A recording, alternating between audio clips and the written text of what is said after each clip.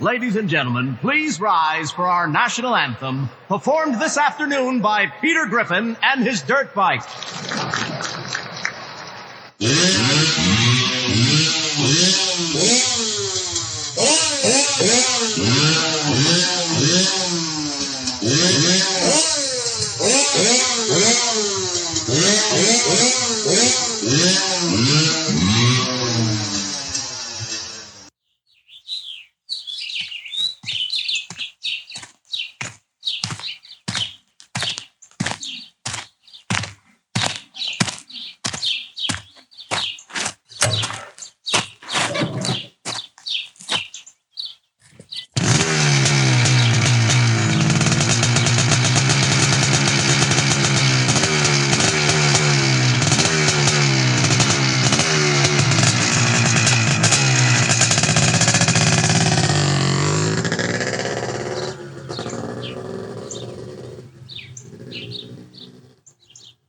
Hey, this is Ryan Villapoto, and you're listening to DMXS Radio.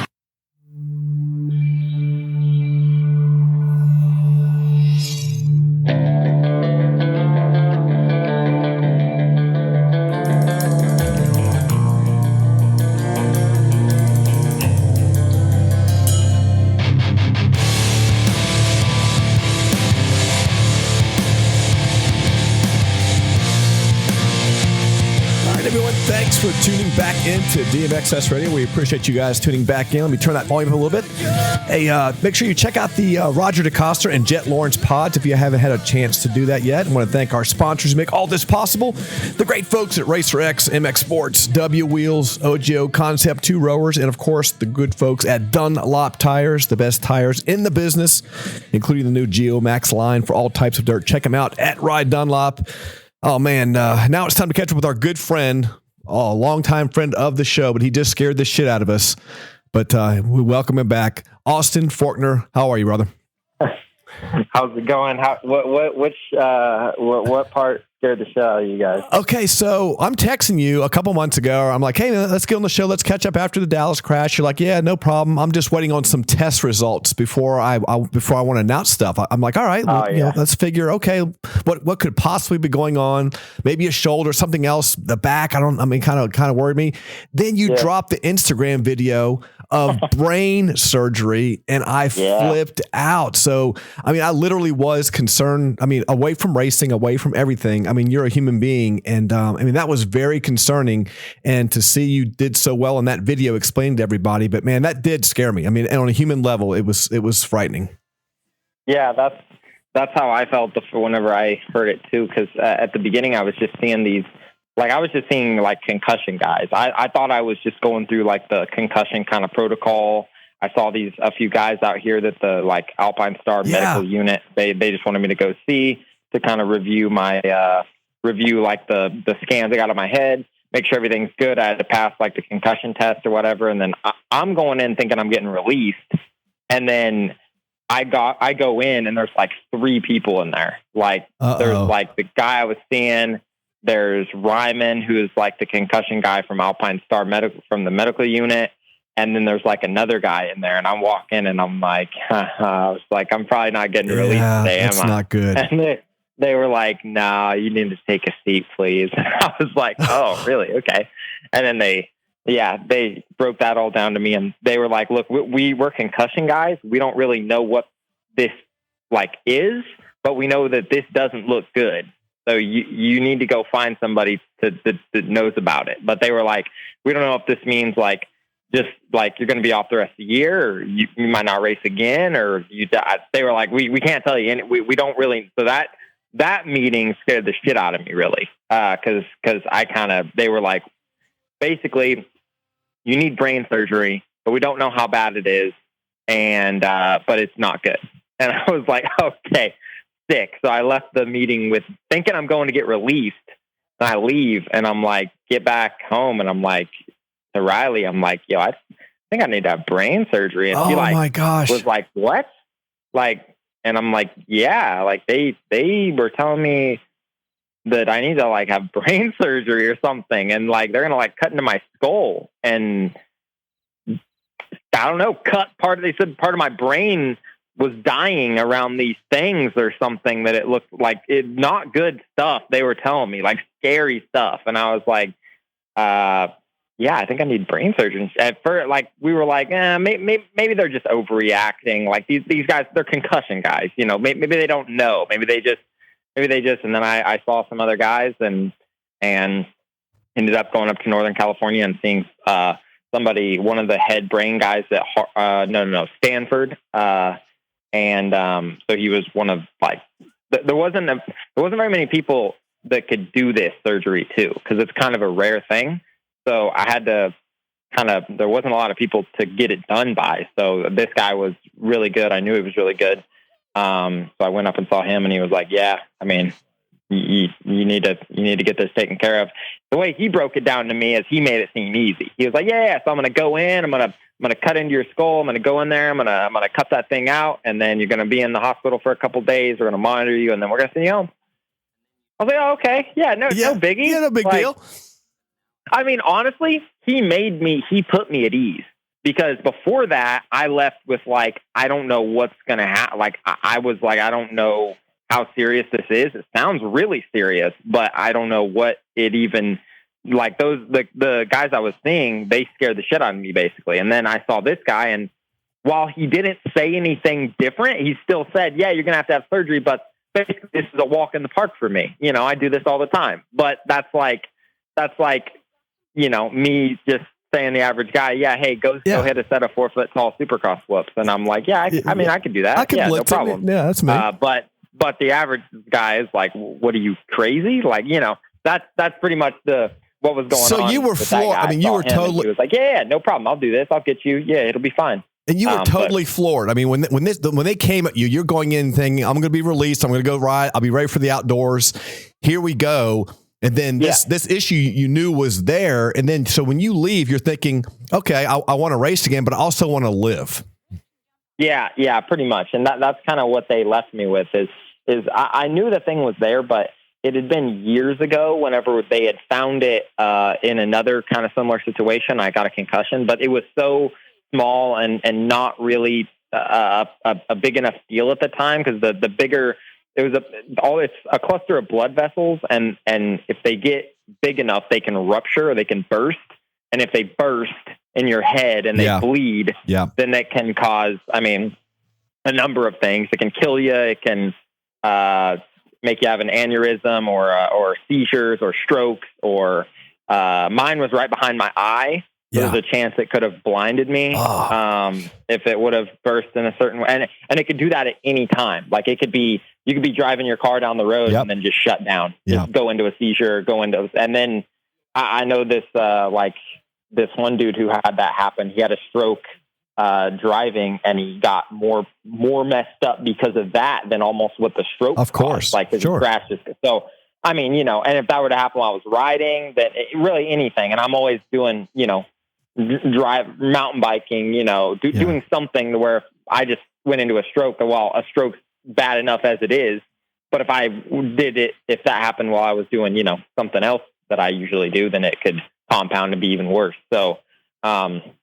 it really just needed to be done. There really wasn't much of a period where I was like, you know, maybe surgery, maybe not. Like I found out pretty quick that I was like, okay, no, this does need to be done. Like this needs to be done. I need to get this thing. So it wasn't that really, but like there wasn't the wonder if I was going to have it done. It went from me thinking I'm getting released to, okay, you're having brain surgery. And there was like a week where I was like, maybe not. Then I saw a guy and he was like, no, you got to get that done. How long did it take you and Riley to process this before you told Mitch and the team and the rest of everybody else in your family? Or like, did you guys keep it to yourselves to process it? Or when did you guys make this decision and then tell your mom, dad, the team and all that? I told like my mom and dad pretty soon, like right after, just because I was like, I don't think these guys know what the hell they're talking about. Okay. Like I was like, they say I need brain surgery. like I'm fine. Yeah. Like I'm good. I passed my concussion test. I have zero symptoms. I don't even have a headache. I have nothing, literally nothing. Yeah. No. And that was the weird thing, is that there is no symptoms of it until something happens. That's what they like.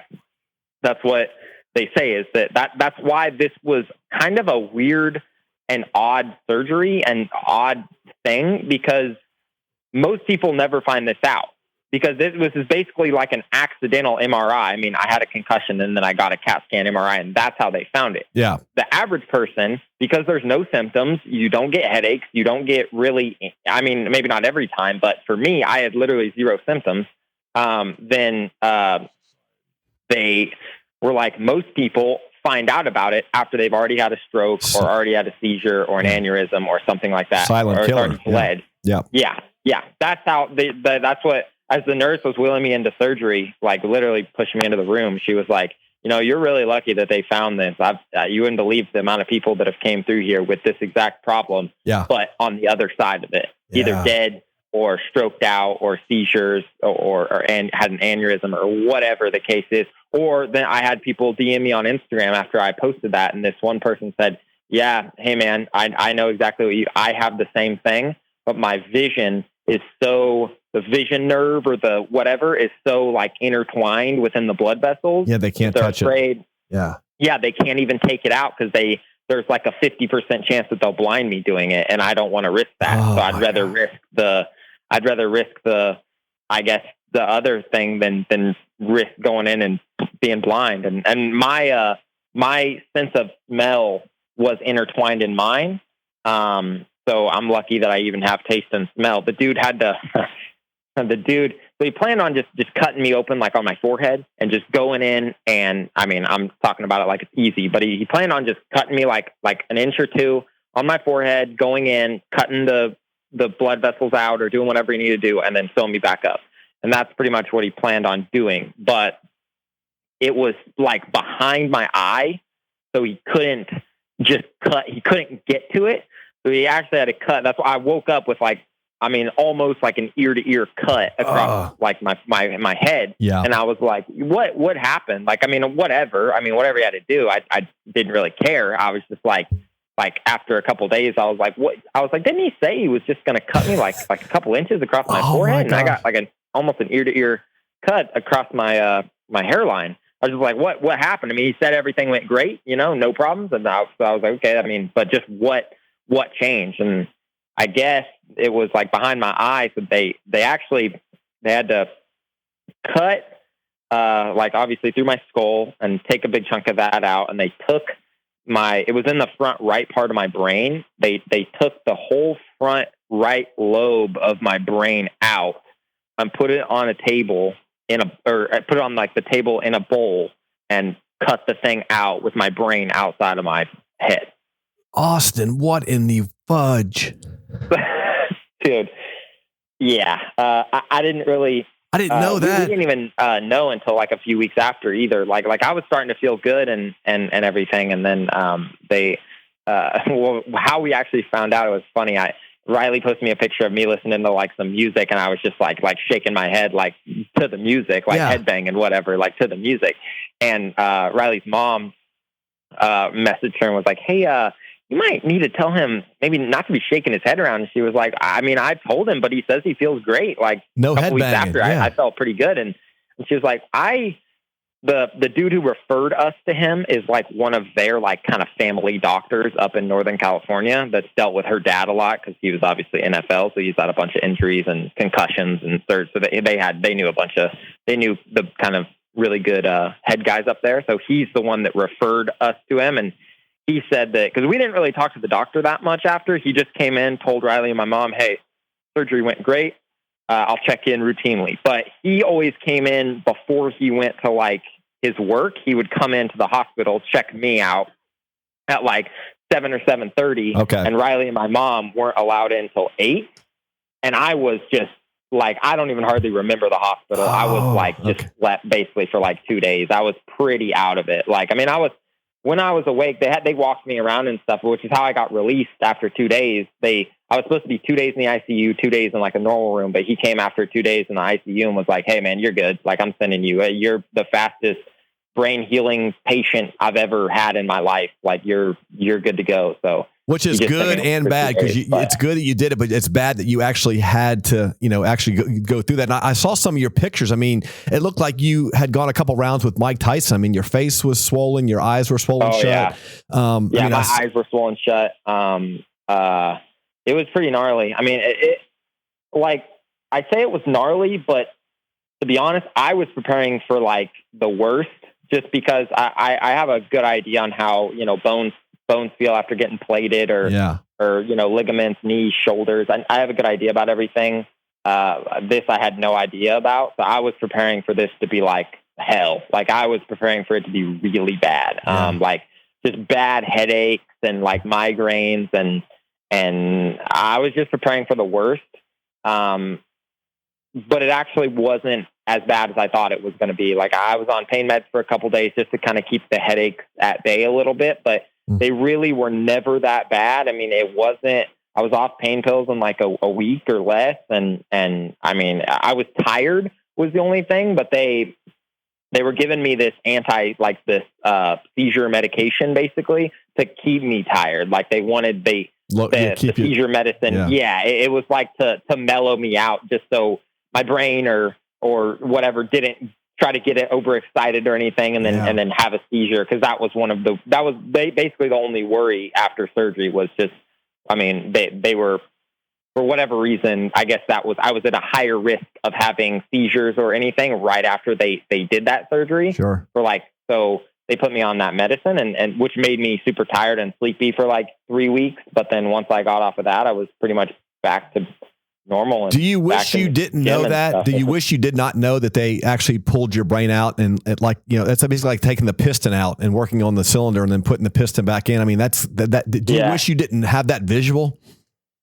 No, I mean, I don't really care. If anything, I think it just makes a better story. Like that is wild. Like, I mean, it was crazy enough having brain surgery, but I wondered why I had all these staples across the front of my head, and I had 2 random staples. They actually forgot to take them out when I got my staples out, and I had to run to like an urgent care and have them take them out because it was literally just one random staple in 2 spots on the back of my head. Oh my God! And I was like, what the hell did they like? Yeah. What was that?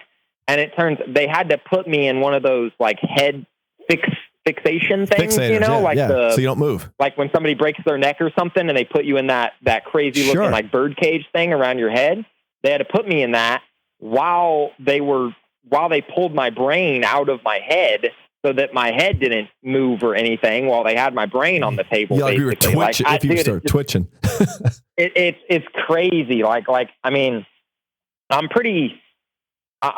fine with knowing it. Like it really didn't change my. I mean, brain surgery's not really good either way, but I'm fine with knowing it. If anything, like I said, it just makes a better story, and it's just like holy. Like I didn't know that it was that, and maybe it was a good thing. Maybe that I actually calmed down a little and I kind of took it more seriously because I was feeling pretty good after like a couple of weeks and I was like, hey man, like let's do this. I'm ready to go. Yeah, let's go. But then when they told me that, I was like, this is a serious deal. Like this was not I don't know. Like I didn't even know that was possible. Like I didn't even know that they could pull your brain like out of your skull and work on it and then put it back in. I didn't even know that was like possible to do. And I had it done to me. Are you any smarter? Have you found yourself being any smarter? Did they do anything while it was out? I wish something changed there. I'm pretty much, that's what everybody was like, do you feel any different? Like, what do you feel like? And I'm like, I feel pretty much the same. Unfortunately, I guess. I feel the same. Damn. Maybe I'll upload some come stuff. out and with a PhD or something, you know? Can I say that I love the Frankenstein picture on your Instagram? I just love that you're embracing that scar, which is everybody's seen it by now, but dude, that thing is probably 3 times or 4 times bigger than I thought when you were pulling your hair back. I'm like, there's no way that is the scar. Like you literally look like you had a face transplant. Yeah, well, it was funny. The doctor, I was like, so what did you do? You know, when I went into one of my, and he basically, he was like, well, we cut you. And then we just, and he didn't say it. He just motioned, but his motion was like pulling your face off. Like he was like, well, we just cut you. And then we just, and he put like one hand on his head and one hand like on his face and just pulled. Like they just like pulled my face off and pulled my head off basically. And I was like, damn, dude, like that's brutal. So, well, you're 3 months out. Have you had any setbacks in your recovery to this point after surgery? Setbacks? No. I mean, everything's, I just finished at the gym and it was a high heart rate, like interval sprints workout. And I felt fine. My heart rate, I've been fine getting my heart rate up. Good. Everything feels normal. Everything feels normal now. I'm just pretty much waiting to get on the bike and that should be really soon. I think I go see the doctor on the 24th for the last time, and he's going to completely clear me, I'm pretty sure. So, wow, you mean completely clear you to get back on a dirt bike and start riding on the 24th of September? I mean, that we're talking like everything. Wow. Yeah, everything. I know you're excited about that. That has to be. I know you've been careful, and this is not like any of your other injuries. I mean, you couldn't do any cardio. You couldn't do anything. Like with a broken leg, you could still do something. I mean, or a broken arm, you could still walk. But this, you were doing nothing. You were set it. That's why. This one was tough in that way. That was probably one of the biggest things. Like after my knees. Whenever I would do knees or whatever, I'm in the gym like a week and a half or two. Basically, once I can like physically get around, the first week is pretty brutal. But then after that, once I can start to like crutch around and stuff and not be in pain, like I think on my last knee, I think I went to the gym like 10 days, 12 days after surgery and started doing upper body. So that's, and I can sit down and I can do like a skier machine on like my skier machine. I can just sit in a chair and do it. Yeah. So that's, I don't feel like I lose as much because I'm going to lose leg strength and stuff, but I'm going to keep a little bit of cardio. I'm going to probably grow upper body strength because that's all I'm doing. Yeah. So like this one was weird because I sat on the couch and didn't do anything. Are you fat? Are you fat right now? Like big and fat? Like have you gained like 30 pounds and got like a belly? Oh yeah, I'm huge. I'm huge. I'm just, it's crazy. I'm so out of shape, so fat right now, Dude, you got to be careful because if you go, if you have, you probably have the metabolism of a jackrabbit, so you can't gain weight. But dude, like people like McGrath, if you were on the couch for 3 months, you'd get fat. Like people's genetics, that would be bad news for some dudes. Oh, dude, no, that's my genetics are. I'm pretty lucky. Yeah. They, if I sit on the couch and do nothing, I usually lose weight. That's what I'm saying. You suck. Yeah. Everybody's the opposite of that. So I thought you're getting back in there. Hey, in one of your Insta pictures, your eyes are swollen shut and you were still holding this little figure that said, I'm blessed or very blessed or something. Yeah, and I'm just wondering how has this tested your faith? I know you're faith based and this is, you're going in Dallas, all these things happen, another championship slips away and then this happens. I mean, how have you been tested these last 4 months? Well, I mean, so most of my injuries, I'm always asking, why did this happen, or trying to figure out, is it me? Is it the one with Jed, or even the start straight crash a couple years ago? Right. Kind of just have to throw your hands up and just be like, this stuff happens. Like if I would have gotten a better start, I probably wouldn't have been in that pileup. But you know what? It's just a racing deal. Yep. That was just a first turn. I bumped into a guy, I bumped into another guy, and then I went down, and then. When Jet came over on me on the finish, they just happen. So sometimes there's not always an answer to every single injury or every single thing that happens. But either way, I'm pretty much always looking for something. What can I do better? Is this what's God trying to show me? Is this to show me something that I need to be better at, on the bike or off the bike? Or is this punishment for something? Do I need to change, whatever the case is. It's hard for me to just sit back and just, be like, whatever, get him next time, I guess. Like, I don't have that mindset in just life or anything. I'm always looking for, what am I supposed to be seeing here? What am I supposed to be learning? Am I supposed to, whether it's in racing or just in normal life, like what am I is there something I'm supposed to be learning here?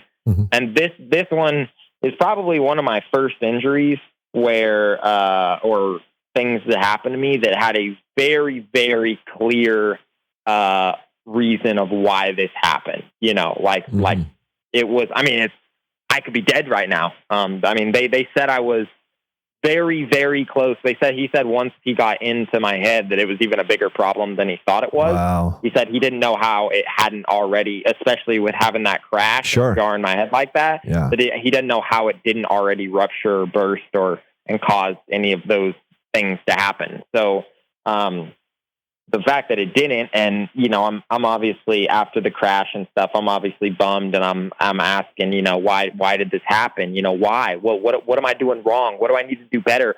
Why do these things keep happening to me? And if I'd only known at that time, he's looking down at me and being like, man, if you only knew, like I'm keeping you alive right now. Wow. This is what, like, that's just kind of how I looked at it. Is that there's a clear reason why this happened. In my opinion, there's a very clear reason why this happened, because if this didn't happen, I could possibly very well be dead right now. So the Dallas crash is a blessing to you in your mind. That's how you look at it. If that didn't happen, I could very well be dead or have had a seizure or a stroke or an aneurysm and not live the quality of life that I live now. A lot of people, after they have things like that happen, or be blind, or, any of those things that I talked about happening earlier, those are all things that can drastically change. Not always. Sometimes you can have a seizure and have a full, you're fine after. But a lot of the time those things happen. And like I said, if those were to happen when I was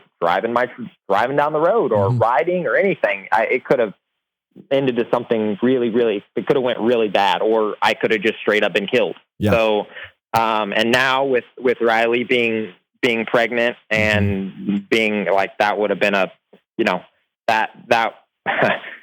would have been really bad. Anything like that, whether it would have been, I obviously, yes, it would have been bad to have died or had a seizure or anything like, obviously, but now, just a lot of things have come from this injury that are, or from the crash, I guess, that are good things.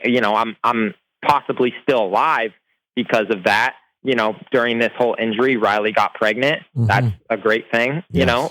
Those are two life-changing, positive life-changing things that have happened because of this crash. Because of this crash, I am possibly still alive, and have the chance to be a father now. That's awesome. So those are two really big things that, to me, make this not even a question of why it happened. I'm thankful that it happened.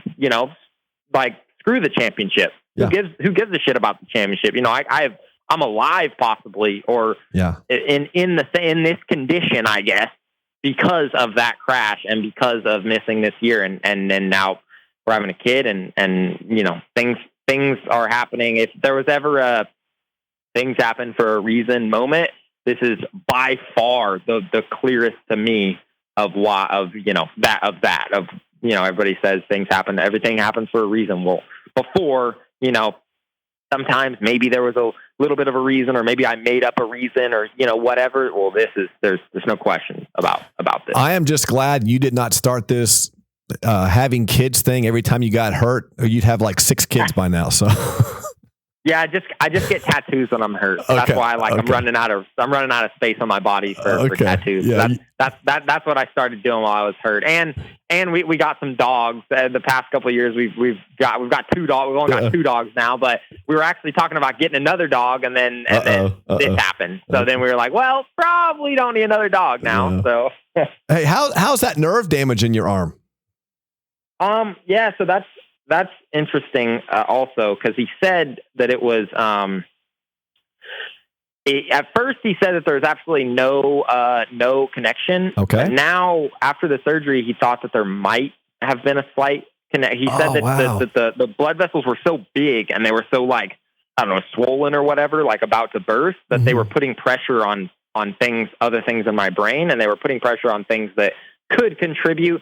He said he doesn't think that's the sole reason for it, but he said it definitely wasn't helping the situation. But the problem is that I've lost so much like muscle in my arm now, like from like atrophy basically. Yep. That I don't know if it'll come back now is the thing. Like after you atrophy to a certain point over years and years, the muscle it's just gone. It's just done, you know?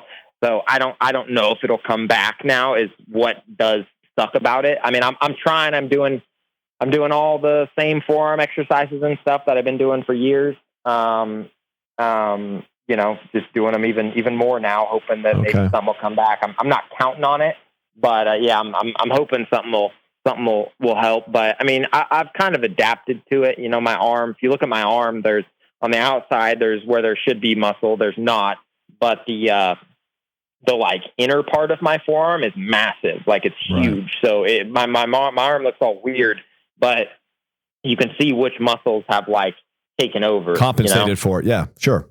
Yeah. So I've kind of adapted. It's not great. You know, I obviously my outside two fingers don't have the greatest grip strength. So, I pretty much grip and then my index finger's on the clutch. So I pretty much grip with my thumb and then like my middle finger. My outside two fingers don't really help that much, but I mean, it is what it is. I mean, is it a problem? Yes, it is. Is it going to get better? Possibly not. But you know, I just do what I can. Obviously I was making it work this year. So, and I was making it work the year before and the year before that. And it's been going on since like 2019 now. So, I mean, it's kind of been going on for a while, and I've won a few races since 2019, whenever it started. So I'm just gonna keep trying. Are you all still in the same program with Rhino in 2024 and next year? Everything's the same, or any changes? I don't know yet. Yeah, possibly. There's my contract with Cowie's up this year. Yep. So we're actually kind of negotiating things right now.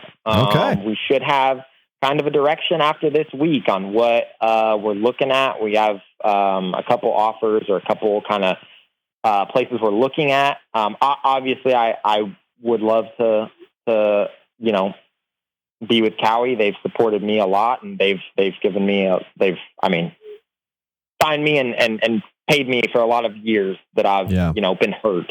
And they've been good to me. Mitch has been good to me, but you know, we'll see. I mean, they've signed a lot of guys, so we're kind of we're kind of just there. We're kind of just in a decision making point right now. You know, I'm talking with my agent daily, and he's talking to people, and he's talking to them, and you know, we're at a point right now. October 1st is when everybody's contract starts, and it's all like whatever. We're into the second week of September or whatever now. So we're at a decision making point where something's going to happen soon. Can you confirm confirm or deny that the Triumph is going hard after you?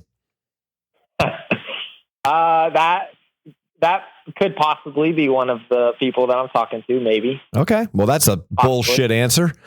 Yeah. What do you expect me to tell you? What do you want me to tell you? Hey, let me ask you this: 250 or 450? Are you looking, you know, maybe for a 1 year on 250 and are you looking 250 only? Give us a little bit of some meat on the bone. Yeah. I would 100% be. Well, I mean, I've gotten a couple offers for a 450 next year from a couple people, but for right now, the offers that I'm leaning towards are 250 for next year, and then possibly 450 the year after that. Okay, if I were to win the championship or something on the 250, then maybe they would want me to defend it or whatever and run the number one plate the next year or whatever. But which, you know, would be. That's what this whole kind of we've been talking around and whatever. And my agent's like, oh well, if you win the championship, you know, and they would want you to like, you know. Whatever teams would want you to defend it, you know, they run the number one place the next year. I'm like, dude, if I win a championship, I don't give a shit what I do after that. Like, dude, if I win I'll I'll ride a 250 after that. I'll ride a 450. I don't care. Like, I don't, if they want me, running the number one plate, man, that would suck, wouldn't it? That would suck having to stay in the 250 class and run the number one plate. Hilarious. Wow, that'd be terrible. That's hilarious. So, yeah, I'm like, dude, I don't care. If I win a championship, I don't care. So, that's what it's looking like. It's looking like 250 for next year. No matter who I re-sign with or what I do, it's looking like 250 for next year, and then 450 the year after that.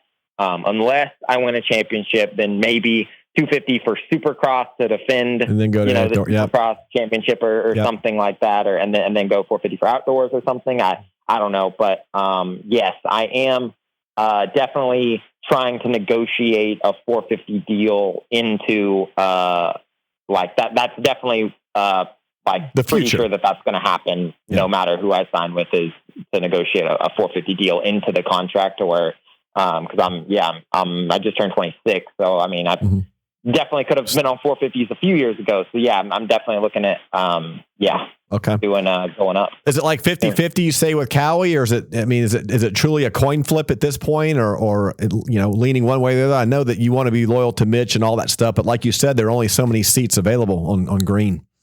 Yeah, exactly. And it kind of comes down to two.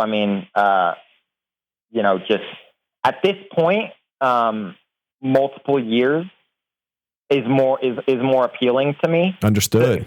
Because I have now a family. I'm going to be having a family in March, I guess, is whenever I think Riley's due or whatever. So, and diapers are expensive as hell.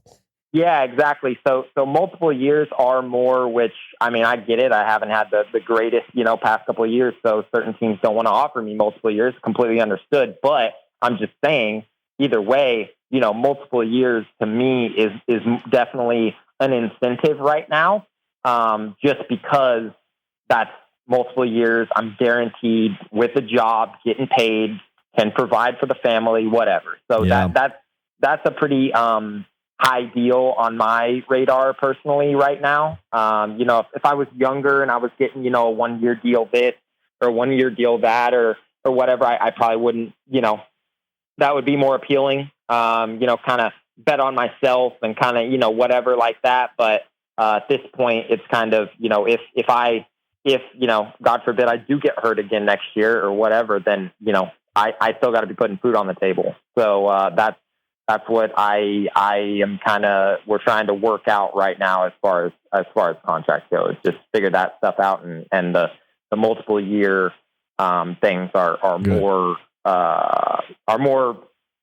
what I'm looking for, I guess, being that now I'm gonna be having kids. Well, and that's completely understandable. And we're not making make headlines here. I'm just kidding with you, all that stuff. You do what's right for you and your family. Have you been did you follow the racing over the summer and SMX? When you're hurt, do you even watch it? Does it piss you off to watch it? Yeah, it definitely pisses me off to watch it. I watch here and there. Obviously, I see the results and how people do. Towards the end of outdoors, I kind of quit. I really didn't watch any. I was doing stuff, and then I'd be like, it's Saturday. There's a race today. To be honest, I watched Loretta's more than I watched any of the pro racing. I was fully into Loretta's this year. I was locked in. I wanted to hear Wes Kane tell everybody that he's Wes Kane and you're not, and I wanted to get that vibe back. Yeah, that's awesome. I was watching Loretta's a lot. That's about the time too. Loretta's was about the time I got released to start doing exercise again. So I was just spinning on the stationary bike inside watching Loretta's. That was how I spent a few hours a day. Would just be on the bicycle watching. I'd try to time it to watch like an A class or a B class or something, or a super mini class while I was doing my spin or something. Cool. So yeah, that was I was more invested in Loretta's than I was by far into any pro racing this year. It's so hard to watch. I never have a problem watching, like if I'm on East Coast or West, whatever coast I'm on, watching the opposite coast. Or even watching the 450s, I never have a problem with that. It's watching the races that that I'm missing, that I should be out there racing, because the whole time I'm like, dang, like this would have been, there was a big first turn pileup. If I could have avoided that, I could have been up at the front and I could have been back, I put myself in the race, and then I'm putting myself in the race, and then it just pisses me off. And I'm like, oh, I wish I was there for this race. The track looks sick. Oh, but guess what? I'm not. So, that just, it kind of pisses me off. But I still watch, because obviously, there's things to learn, and there's things to, you can watch and you can learn, but, some things do. It is hard. Well, did you, if you were healthy, did you have anything for Hayden and Tom and Levi and Chance and the crew out there, or what? Yeah, I mean, I would like to think so. I've kind of been turned into a better Supercross guy than outdoor guy. Mm-hmm. So the Supercross races are what I really, really didn't enjoy watching. Yeah. I got some good results at the end of last year. I was battling for some podium spots and stuff and outdoors, but I've missed so much outdoors over the past few years because I've gotten hurt in Supercross that I'm kind of just transitioned into a little bit of a better Supercross rider now than outdoors, just because I've missed so much of it. And outdoors is so just from being hurt and stuff, you lose that kind of that base cardio, you like that. That's not, I don't think, talked about enough with injuries and stuff. It's not like the injury itself is hard, but the amount of time you being off and somebody else being healthy, like if you're healthy for years and years and years, and you just have that built up, just like there's a reason that there's some really good, if you look at some of the really good like road bike guys, a lot of them are like old as in like 40. Yeah. Like some of the old, like, because they've just been doing it gnarly, for so long that their body is just adapted, and certain muscles have formed, and cardio and stuff is just, they have that base built up over years and years and years of just constantly doing it, and without kind of a break, breaks here and there, but we're not talking 6 months off of it or whatever for a knee or whatever, like I've had. And that definitely, that's harder to come back from. Like it's harder to get back in shape, obviously, for outdoors than Supercross. Obviously, for me personally, anyway. Everybody, more physically demanding than Supercross. So I feel like over the past couple of years that I've been hurt a lot, it's been easier for me maybe to come back and be competitive in Supercross rather than outdoors. But like I say, like I started to get some of that fitness back and stuff towards the end of outdoors last year. And I started to put together some good results and started to be consistently in the top 5, kind of battling for podiums at the end of the year last year. So I'm not saying I'm slow outdoors. I'm just saying that it takes more time to get back in like outdoor shape and stuff for me personally anyway, where Supercross, you can get by on Supercross with just natural talent, more so than, being the absolute most fittest guy in the class, at least in the 250s where we do 15 minutes, and the 450s 20 is, you definitely have to be in good shape for that. And you have to be in good shape for this too. But natural talent, I feel like, can get you farther in Supercross than it can in outdoors. In outdoors, it's just, you got to grind, you just gotta conditioning. You gotta grind, and you got to suffer. And that's probably half, if not more, of the battle in outdoors. In Supercross, it's more so just straight up how good of a rider you are. Yeah. Your speed and your technical ability on the bike is rewarded a lot more in Supercross, where in outdoors, you can maybe not be the absolute fastest guy, but if you have the endurance and if you can go the distance, basically, then you can make that work outdoors, where in Supercross, like, the sprint, you have to have speed. You have to have speed. If you don't have speed, then it doesn't really matter how fit you are a lot of the time. Like you're going to, what you lose at the beginning, from the guys that are fast and sprinting at the beginning, it's hard to make up. Not all the time. You see guys like a Webb, he'll come back and make passes late in the race or whatever. But then you have the guys that are really good sprinters and stuff, like a Roxon.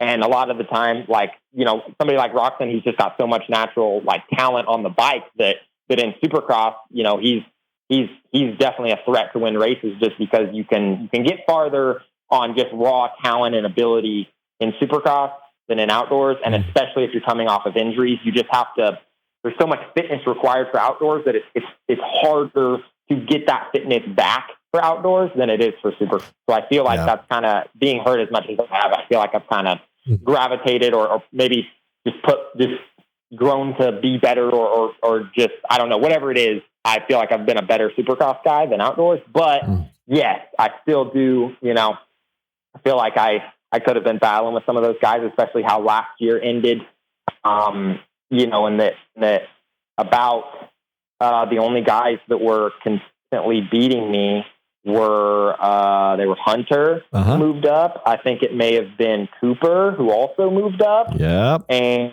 I can't remember who else, but I was that. Me and Deegan, we were kind of floating around there, like the 3rd to 5th place at the end. But I mean, those guys moved up, so I was kind of like the last couple of races there. I was kind of like a 3rd to 5th place guy. I could have been I could have been somewhere in maybe the podium area. I mean, in that regard. So yeah, that kind of. Either way, I consider myself, no matter if it's supercross or outdoors, I consider myself to be running up at the front, to be a top 5, top 3, possibly race-winning guy. So yes, watching supercross or outdoors does suck either way. Do you have unfinished business in supercross with Hayden? I mean, he's obviously going to be, the guy, and it was obviously the guy you were battling when you went down. Yeah, I mean, yeah, he's probably going to come into this year as the favorite, obviously, with how outdoors went, and then with how he's, at least with how SMX started. He had a good race. He rode really good last weekend in Charlotte.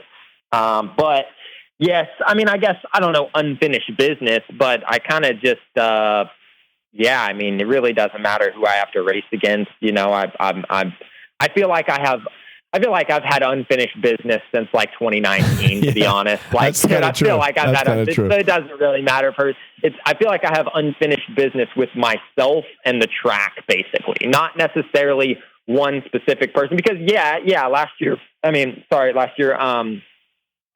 and Hayden were going at it in Dallas whenever I crashed. But I mean, how the series ended up shaping up, it seemed like if I would have stayed healthy, my biggest competition would have probably been Vial. Yeah, Tom won. Yeah. So I don't want to say that. Oh yeah, Deegan's the only guy that I'm worried about or whatever. And to be honest, over the past few years, it hasn't been any person. There hasn't really been one person that I've worried about. It's been me, been myself that has done. But myself, I've decided whether I've won, lost, crashed. Well, not every time, like I said earlier, I had some just racing incidents that happened, but I've decided, who wins or loses more so than anybody else has to me, like I've had more effect on, I guess, the outcome of my race way more than a single person. So there's not really a reason for me to come into the series worrying about one person or, man, is this guy, how's he going to be? Is he faster than me? Is this guy, am I faster than him? It's really just, hey, can I stay healthy? And can I know my ability on the bike, and it's for the past few years, like I said, it's been myself that's I guess, been myself that's hindered my, ability to win races or ability to make the whole series, really. So, what do you think of Hayden off the bike? It seems like people love or hate him. People that love him just love him to death, and people that hate him are just, they go the other way. So what do you think about his kind of personality and his attitude off the bike? I mean, I don't really know him personally, and because it's been done to me, I hate to really make judge a book by its cover, basically, because I know a lot of people have said things about me or judged me in ways, and then they meet me and find out how it actually is. That's and they completely change. Things completely change. So I hate to really make super judgment about somebody. I mean, he obviously grew up in California or whatever. So I will say that I don't think we really have anything in common. Okay. Because where I grew up and how my family raised me and how I am, I don't see any of that in him. Right. So that's a good point. I'm just going to say that I don't think we are really anything alike. I guess that's pretty much all I'm going to say. I don't think we would last very long as friends. Let's just say that. All right. Well, that's fair enough. Hey, do you keep receipts on people that doubt you? I mean, like in your mind, is it, I know that we talked about this where you kind of always look at the positive spin, but like specifically people that are non-believers, do you always remember that person? Do you always remember that comment, that whether it's in the industry or otherwise? Yes, I'm looking through my phone right now. I screenshotted somebody where, right here, somebody said if he doesn't re-sign with Cowie, it's over. He's never winning again. It's the road to retirement. Oh, his name is Carl Bjornberg. All right, Carl, you've been called out. I have that screenshotted. So if I don't re-sign with Cowie, whatever ends up happening with that, whether or not, I mean, whatever. If I don't, and when I win, if I sign with somebody else, then I'm going to post that on my Instagram, and I'm going to tag him, and I'm going to make him look like an absolute idiot. That's because awesome. That just, I mean, yeah. I don't keep track of everybody, but this guy saying that, I was just like, man, what a great, I guess, feeling for me that will be, and what just a great, just making him look like an absolute fool that would be for him. Just, I don't know. Some people, they just need to be put in their place, or some people just need to, I don't know, just maybe, man, maybe if I did do that, maybe this dude would be like, man, maybe I'm just negative. Yeah. Maybe I give the guy benefit of the doubt. Some people sometimes just need a wake-up call. So I'm not even meaning it completely as like, hey, you're an idiot, you're a loser, you're wrong, basically. Yeah. I'm not only meaning it like that. I'm meaning it a little bit just as like, hey, like, look, maybe you need to change some of your thought processes in life, because you were telling me that I would never do this, and then now I did. So I love it. I love it. Keep those every Carl, now and then. I love it. I can't wait. Just to show those guys. I can't wait. Hey, you mentioned that. Congratulations, obviously, to you and Riley. I think you guys are awesome as a couple. She's always been there for you. Was this always the plan at this point in your career to have a baby now, or did you just have too much time on your hands?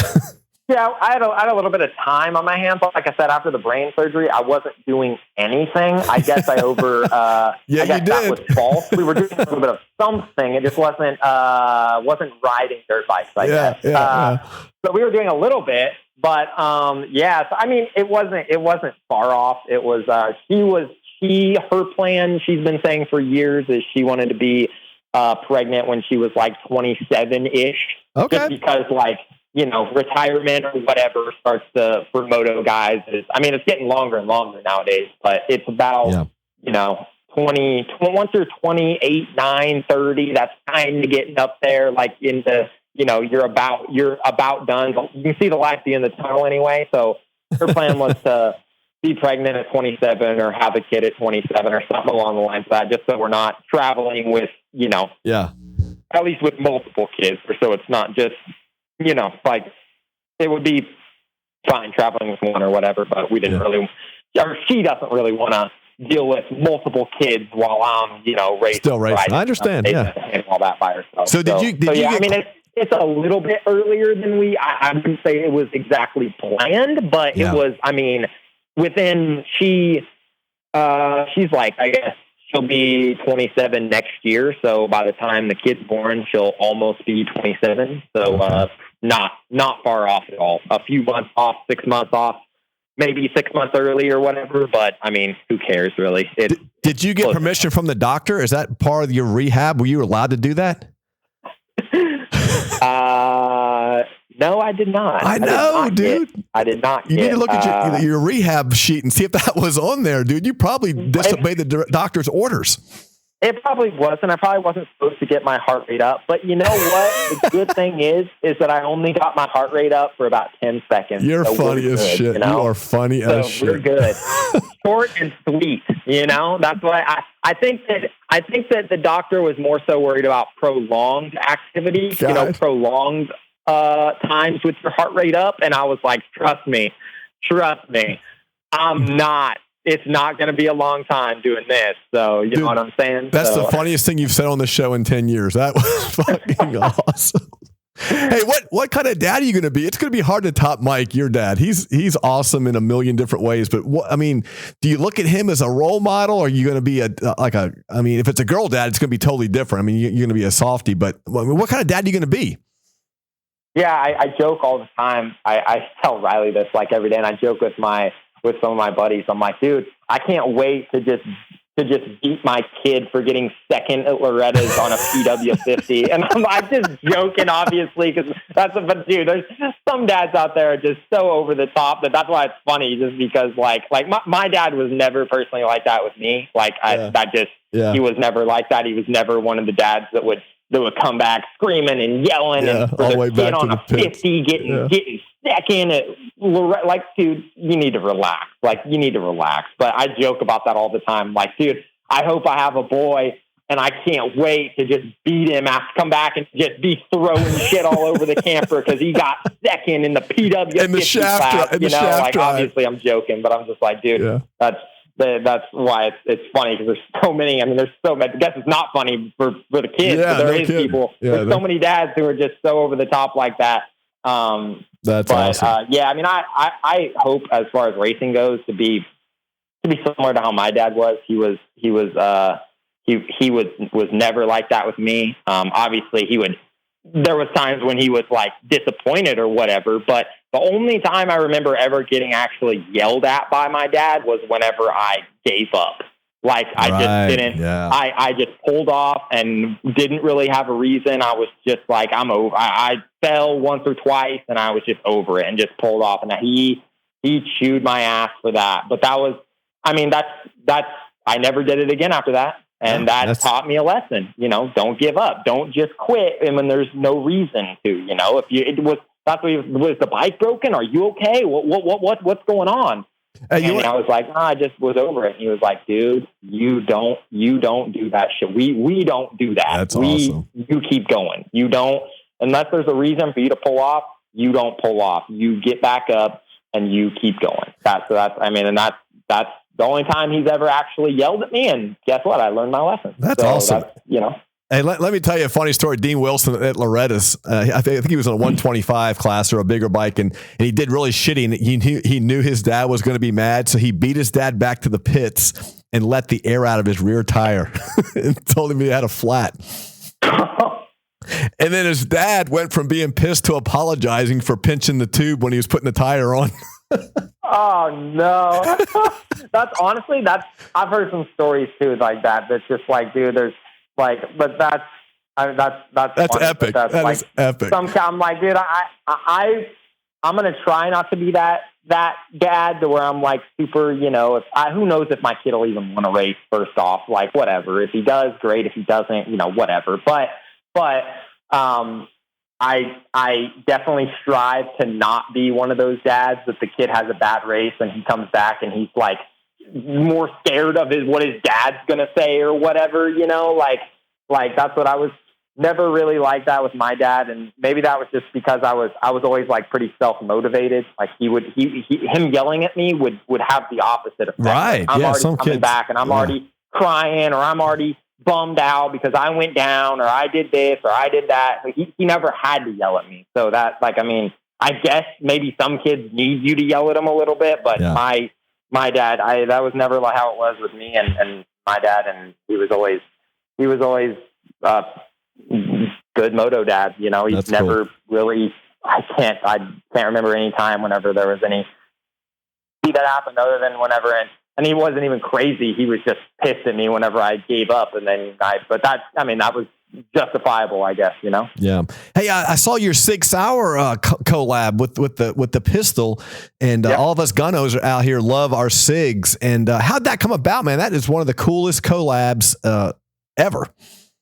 Yeah. I mean, I'm pretty into guns. I have quite a bit of guns and stuff. I've posted about them and night vision and all that stuff, all the tactical. I'm not a huge hunter. I mean, I've hunted some pigs and stuff before. I don't really care much to do hunting, but I'm really into just like military type, guns and stuff like that, night vision and all that stuff. Yeah. So I have more fun just, shooting targets and shooting steel and shooting like one of my buddies has a range in Texas and they have like flipped cars and and old just beater cars. You can, shoot through the windows and practice getting out and run through different drills. And they have like a little shoot type hallway thing set up where you can push through doors and stuff. So I'm into that style of guns. And a few years ago, SIG hit me up. They're like, hey, do you want to come to our SIG Academy? That is awesome. By Southwick. Yeah. You could come and shoot some guns before Southwick. And I was like, yeah. Duh. They were like, you can shoot like some of the new military guns, which the guns that are just coming out now are what I was able to shoot back then, like the full auto ones and everything. And I was like, yeah. They're like, you can come out, just shoot for a couple hours, maybe post about it, or maybe not. I don't even remember if I had to. They were just like, we like moto. We see that you're into guns. That is amazing. So, hey, come out. And then after that, I just developed a relationship with like one of the guys at SIG. I mean, a couple guys, but there was one specific guy that I kind of talked to. He's high up in I think he might be the rifle director or something at SIG. He's high up in the rifle department, at least at SIG. And they've sent me some guns and stuff over the years and been super cool. And I've always asked if I ever have any questions or whatever, I always hit the dude up. He's super cool. And anytime I want to go back, they're always inviting me to come back. But yeah, he hit me up and they were trying to get more attention and stuff to their pistol builder app, or thing that you can go on there and just build your own pistol basically. And they were like, hey, if we hook you up with if we just send you one of these guns, we can make it Kawasaki green or whatever you want to do, and that can be your signature gun if you're down to do that. And I'm like, dude, yeah, for sure. And they've like I said, they've given me a lot of free guns over the years, like a lot of stuff. So I was like, yeah, sure. Basically, you want me to post about it a little bit to kind of, that'll be how I repay you guys or whatever for all the free stuff? Sure. You're going to send me a free gun too, and then you want me to post about it? Sure, no problem. It's like Christmas morning. Yeah, it's not even a question. Duh, I'll do that. That's sick. I'm just stoked that you guys even want me to do this. Like, that's cool that I have a collab with SIG. Like that's I know. Cool.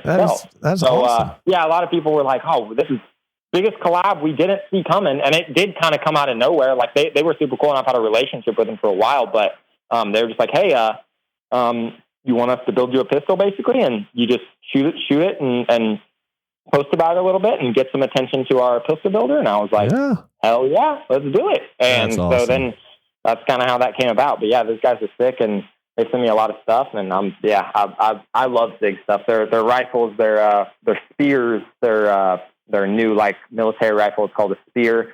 That's like one of the best guns out right now. It's SIG is nice.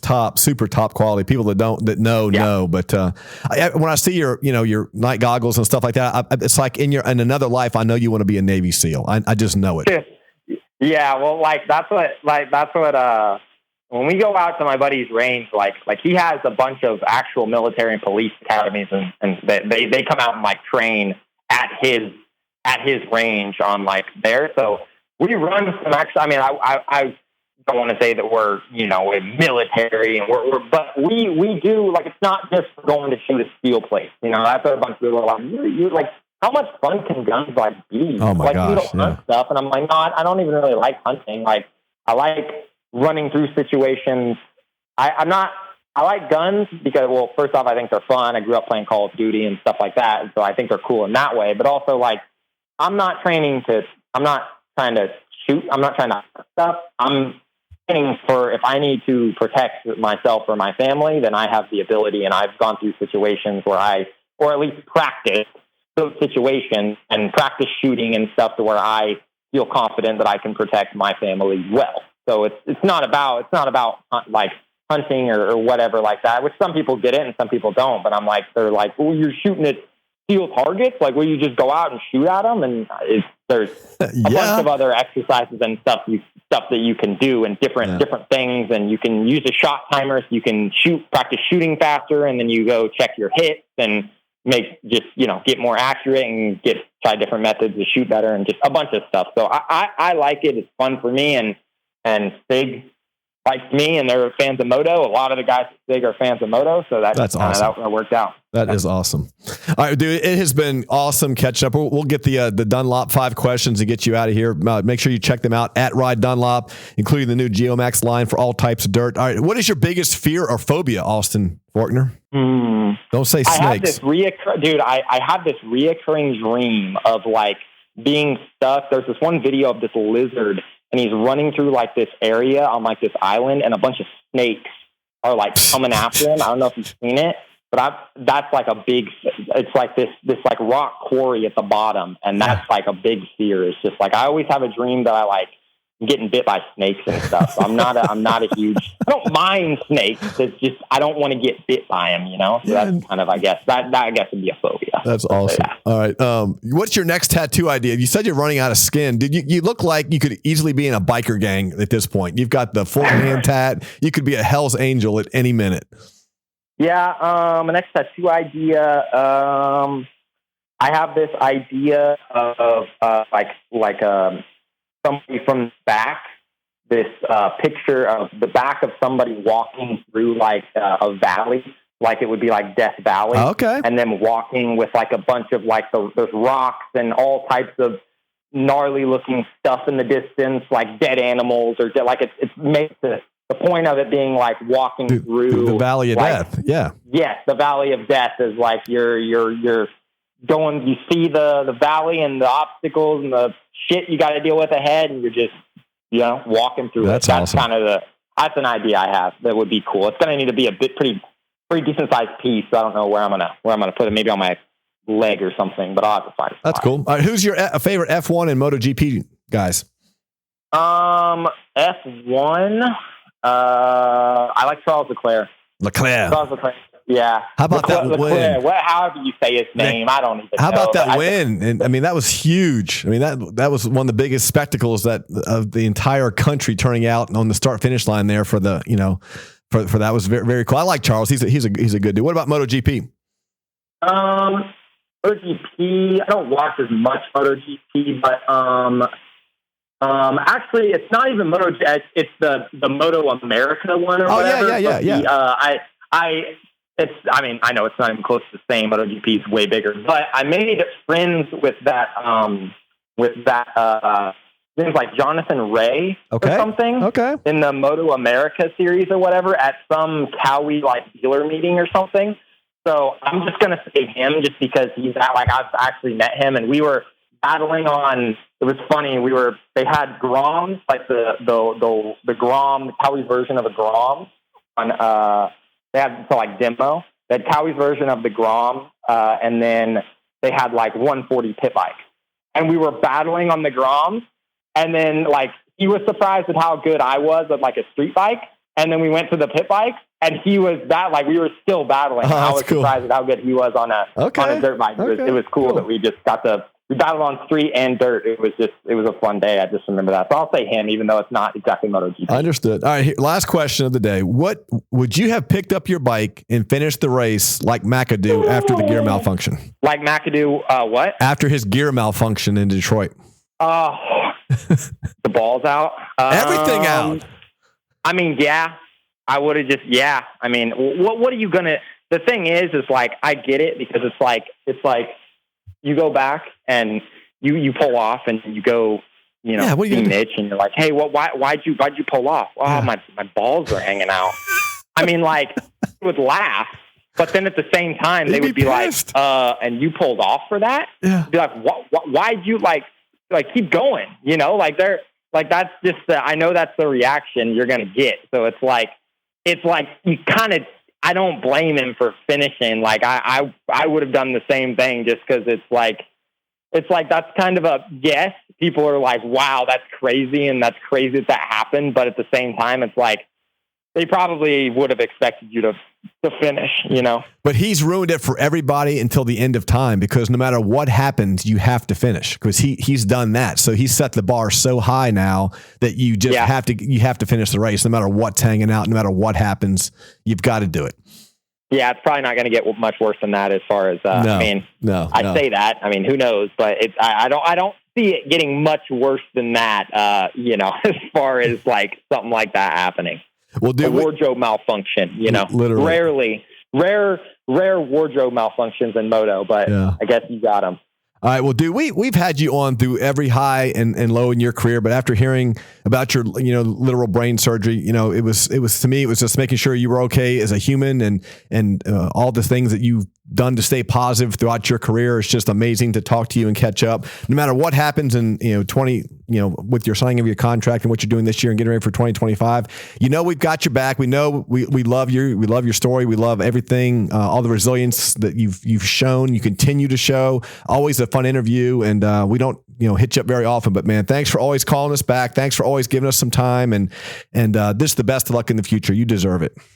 Yeah, thanks, dude. I appreciate it. I appreciate all you guys, and always reaching out and always getting me back on the show. It's awesome. It's always a good time. So yeah, I appreciate it as well. All right. Well, good luck with everything going forward. And I guess in the next couple of weeks, we'll know what that signing is, and we'll go from there. But man, best of luck and good luck with Riley and the baby coming up and everything. It's just, you got so much to look forward to. We love you, brother. Yeah. Thanks, dude. I appreciate it. All right. Peace.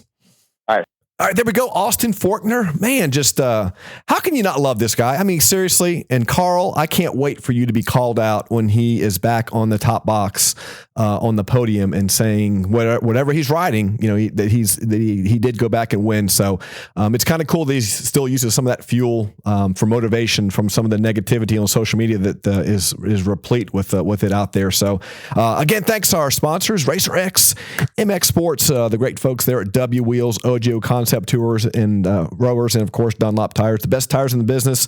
Check them out at Ride Dunlop. So guys, again, I mentioned before we had Cooper Webb and DeCoster and Jet Lawrence just did a good pod last week as well. So make sure you guys check those out and catching up. I know there's a million podcasts out there. We appreciate the support after all the years.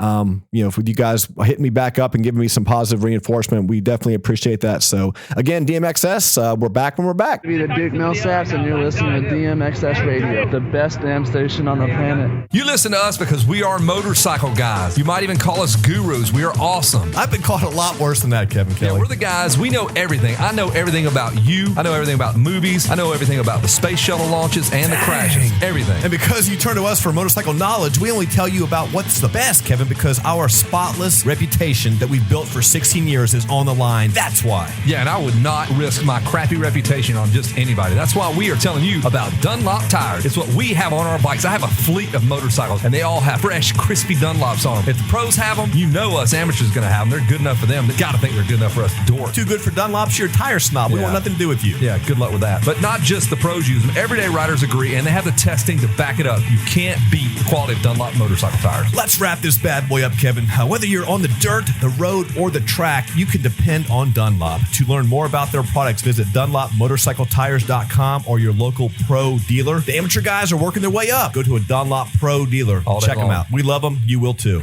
Get ready, America, because WUSA is your #1 source for quality wheel sets in America.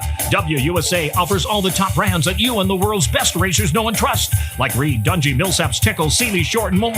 All rely and trust WUSA, because all our wheels are built right in our shop in Orange, California. And if you want it custom made for your bike, like the world's best freestyle riders, Renner, Deegan, Adams, Madison, Mason, Sherwood, and others, you can choose different spoke and nipple colors for a completely custom look that'll dazzle you. Off-road riding, WUSA can build you wheels for the absolute toughest of conditions. And W also offers DID and Excel rims, along with OEM replacement spoke and nipple kits for your stock hubs. Need brakes? W offers the industry's best oversized and standard brake kits from Galfer and Brembo. Just see your local dealer or visit us at WUSA.com. Hey, you can also download the most current W catalog from the iTunes App Store. WUSA, DUBYA USA. It doesn't get any better than us.